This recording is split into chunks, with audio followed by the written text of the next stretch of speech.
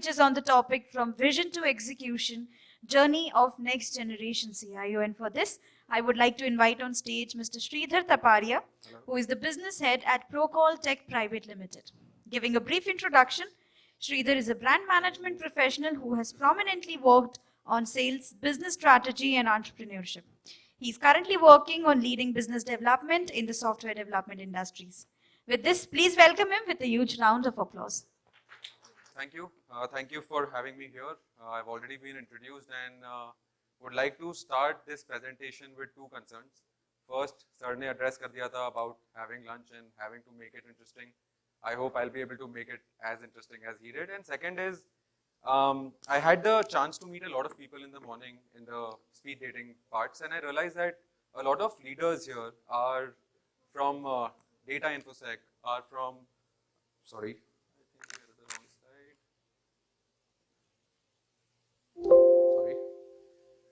cyber security, etc. There is a bottom line assumption that I'm making before this presentation that I'm talking to all the leaders who are leading the transformational digital transformation change, either for different companies with network partners, with channel partners, or within their own teams. Largely, I wanted to talk to all the leaders that we're calling as CIOs today. Now, who are these CIOs? There is an interesting fact. The first company which was registered, a private limited company that happened in London, England, that was I think in 1860s. The first time CIO as a designation was recognized was in 1980s, probably 120 years later. Now we understand that why it happened. Initially when the businesses had started, technology was not so important. It was more of manual trades, verbal agreements, barter exchanges, etc. Eventually, it started leading where technology came to the forefront. And there is a fact that in India, the number of CIOs have increased from 1 in 13 companies to 1 in 7 companies. That's practically doubling the number. And that has happened just the last 10 years. This clearly signifies that this is becoming a very crucial part of the company, that IT as a team is on the big tables, deciding where the company is going to and leading the change from the front. Data suggests that an average tenure of a tech leader is 4 to 5 companies backed with a lot of experience within the same field, within the same IT services, usually as business leaders as well who have probably led the changes. Now, just wanted to speak about the person on the screen. This is Zaha Hadid. She was an architect in 1970s and 1980s. She is famously known as deconstruist designer. Now, why is an architect in a CIO conclave? I've been very inspired by her. She was leading architecture as a field in 1970s and 80s when it was completely dominated by men. We all will agree that yes, there were changes at that time. The society was aligned in that manner. She had created designs which were acknowledged by a lot of international geographies, continents, and her designs were absolutely ahead of her time. So for example, she had created a museum, one of the first museums, jiska pura entry jo thi glass ka tha. Museums were usually associated as places where you were closed, you are looking at something that happened in the past, 3 centuries earlier, 10 centuries earlier. But she made it welcoming, and that was one of the first things that she did. Why is she here? Because I want to draw that parallel with the CIOs that are sitting here. We are currently, as a country, at a cusp of something revolutionary that is going to happen. And I personally believe, being in a tech industry, that IT is going to be leading it. Of course, there are functions that are going to play a very crucial role as well, but only the companies, only the businesses who are investing in the right tech are the ones who are currently winning it. And that is where the new generation CIOs come in. And that's the introduction.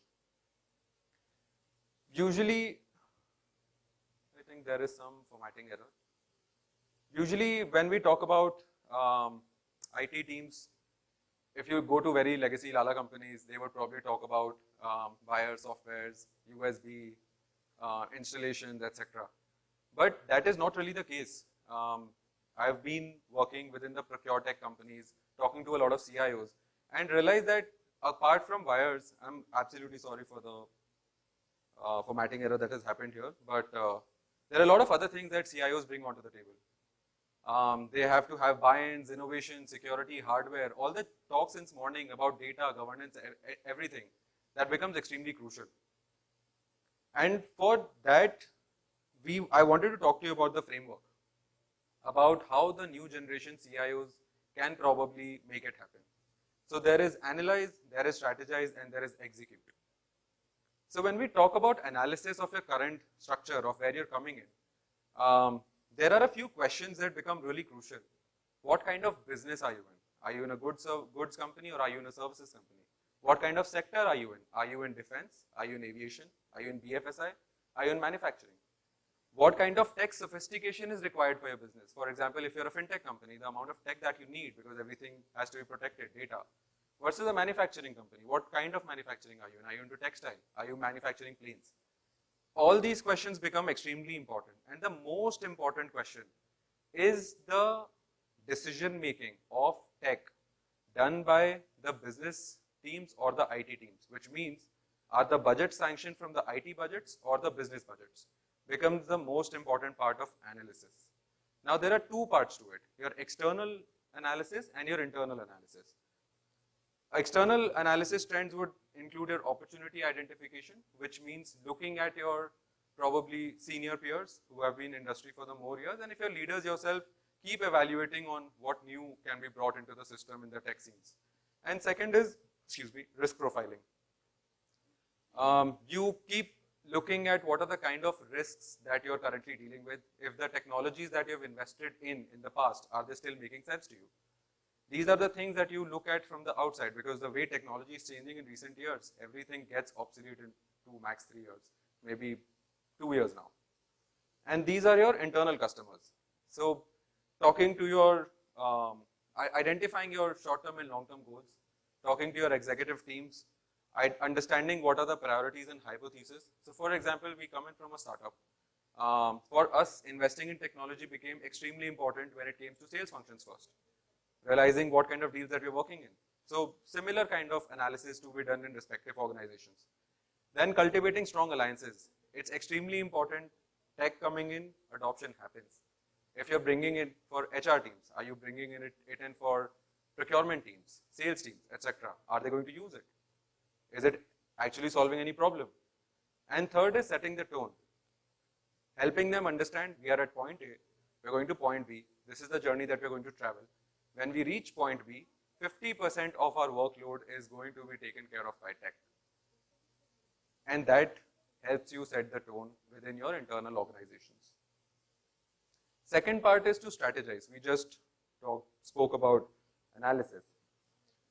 Now, here is another fact that I was reading a few days back.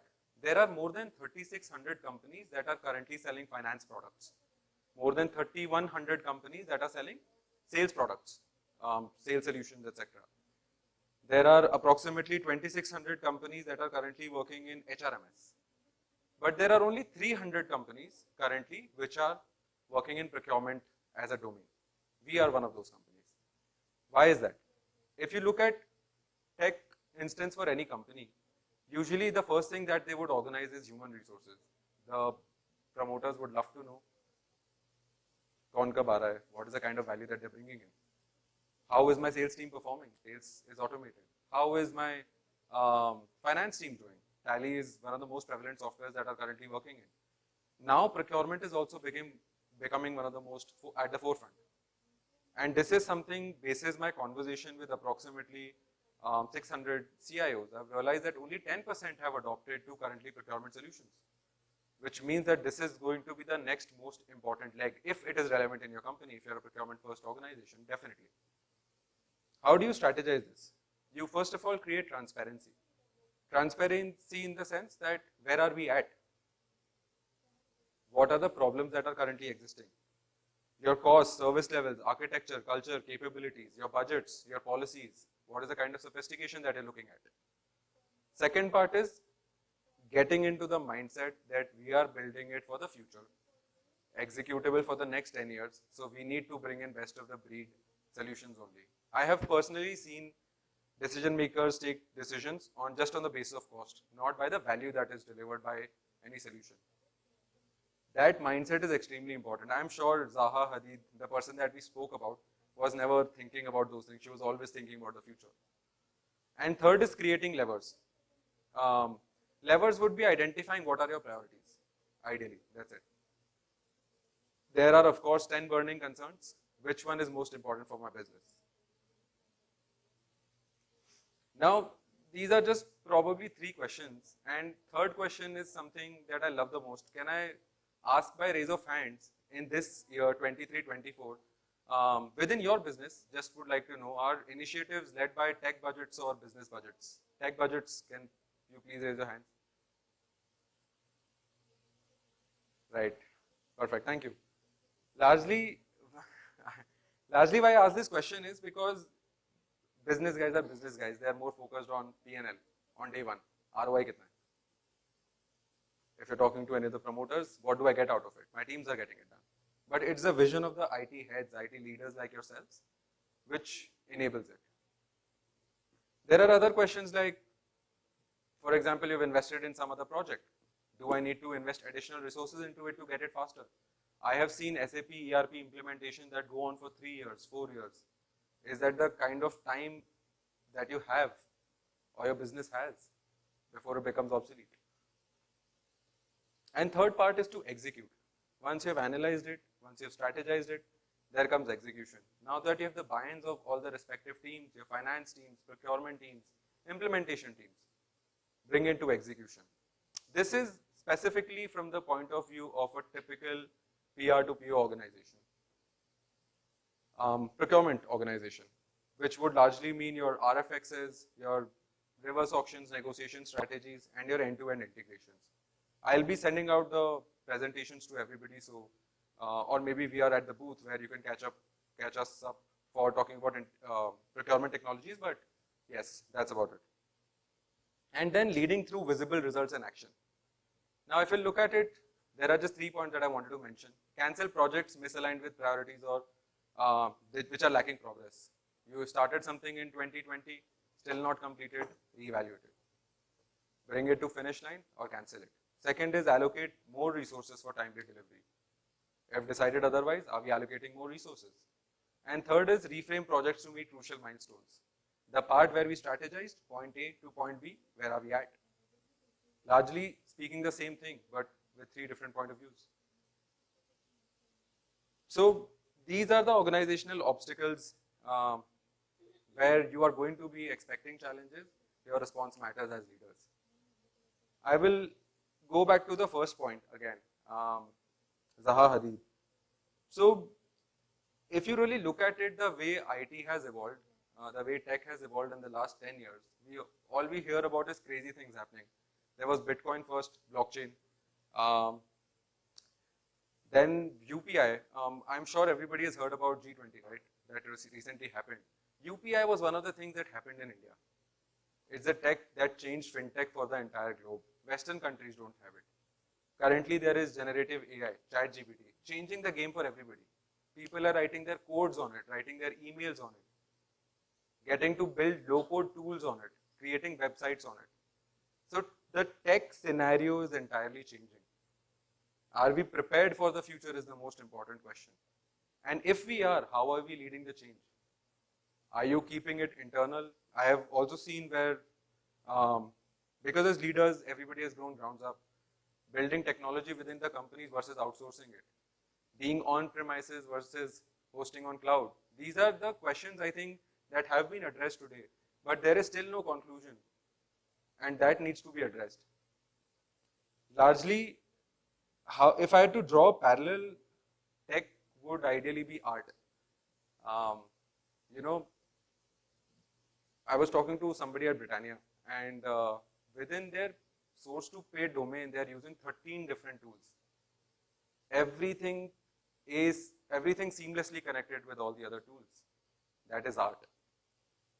And personally, it makes me really happy looking at such tech innovation, such tech adoption, such mindset, beautiful, great vision. All the largest commodities companies, great tech. And that is what has brought them here. Of course, great business acumen of their leaders. But this is also something that's going to take them further away. There is one fact from Apple. Apple, just through its services, has made $34 billion last year. Nothing, pure tech, hard tech. And that is the kind of money that is churning out. So this is something that I wanted to present to you on how it's so artistic and how the next generation CIOs, including leaders like yourself, can probably help in changing the entire game for our country. Would quickly like to introduce Procol also ourselves. We have our team here. We've got Naveen, Avinash, Praveena. We are available at the booth.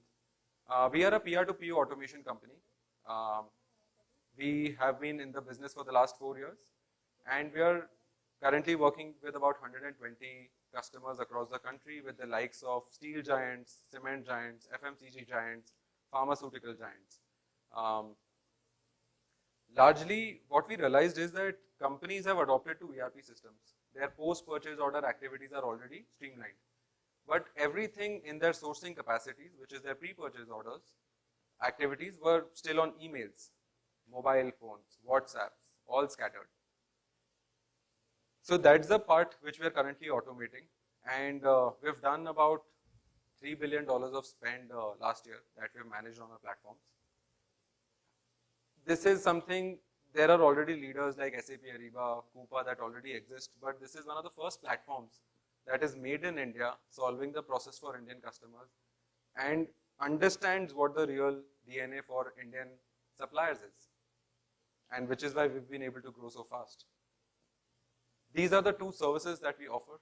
First is ProSource, which is our software systems, and ProDesk, where we are also helping the first-time customers bring them up to speed with respect to their entire peer-to-peer journey with their RFIs, RFPs, and RFQs.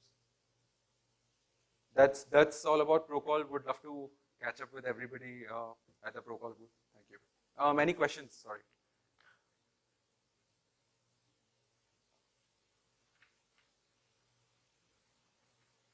I hope my session was not that boring that there are no questions. Perfect. Thank you. Thank you for your time.